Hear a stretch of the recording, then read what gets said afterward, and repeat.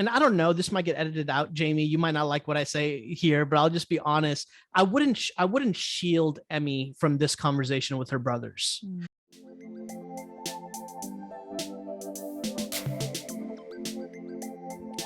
So a lot of people who are listening to us right now, Joel, have small kids. And I know you have younger kids. Yeah. And also, if you follow Joel's wife, you also get to see y'all's cutie pie kids all the time. But I think a lot of people sometimes kind of wrestle with, how do I talk about what happened on Friday when Jesus was crucified with my kids? It feels difficult. It feels hard to talk about murder and death, and a gruesome death at that. And so how do you talk to your kids, and how do you just encourage people listening to talk to young kids about Jesus's crucifixion? Such a good question. I think first is I want to encourage y'all that God gave you your kids to you. And so, you know, the heart of your child, you know, the maturity, you know, the sensitivity of your children.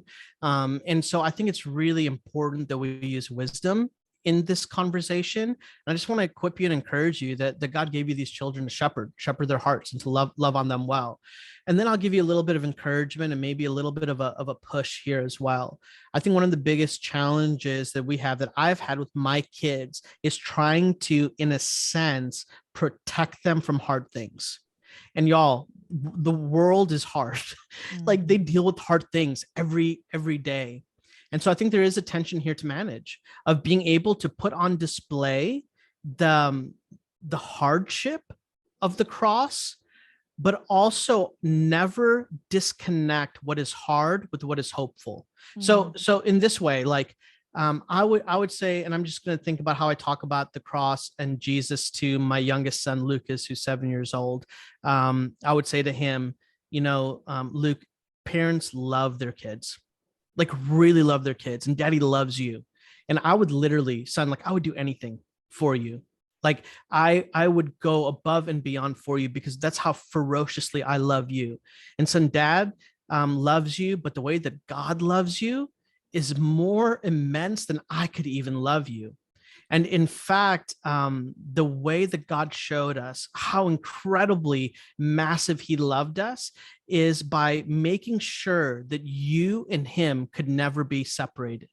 And so here's what separates us: sin. Sin separates us, and it makes it so that we can't be in a relationship together. And yet Jesus, when he goes on the cross and when he dies, he actually bridges that gap. He actually conquers sin so that you and I could be in a relationship with God, and the family could come back together. And so that's just like a really quick summarization that puts an emphasis on love and family and God's heart for a united family, and still talks about death. And as kids get older, I think you can talk about the cross, and I think you can talk about how challenging it is. And the other thing too is, I've got a young daughter. Her name's Amelia Jane. We call her MJ. She's 2 years old. And I don't know, this might get edited out, Jamie. You might not like what I say here, but I'll just be honest. I wouldn't shield Emmy from this conversation with her brothers.